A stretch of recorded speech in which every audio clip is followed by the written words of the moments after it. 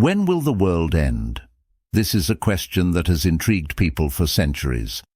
I've been asked about it myself, whether we are close to the last hour, with everything we see around us on the news and online. And while it's natural to wonder, there's a deeper lesson we can learn from this question. The Prophet Muhammad, peace be upon him, was once asked the very same question. A man approached him and asked, "When is the last hour?" But instead of giving him a specific date or sign, the Prophet asked him a more profound question. "What have you prepared for it?" This teaches us something critical. It's not about when the world will end. That's beyond our control. It's about what we are doing right now. The last hour could mean the end of the world, but it could also mean the end of our own lives. After all, our personal last hour begins the moment we leave this world.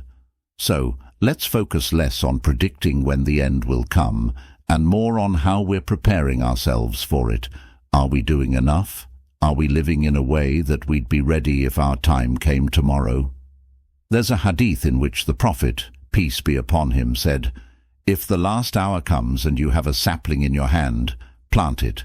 Even when it seems like the end is near, we should continue to do good, to plant seeds of kindness, charity, and righteousness."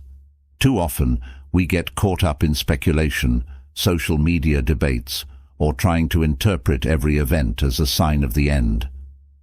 But as the Prophet warned, we can waste valuable time on things that distract us from what really matters: our actions, our worship, and our responsibilities to our families and communities. So, instead of worrying about when the world will end, ask yourself, what have I prepared for it? May Allah guide us to make the best use of our time, and may we all be ready when our own last hour comes. Ameen. Focus on today. Live in a way that prepares you for tomorrow.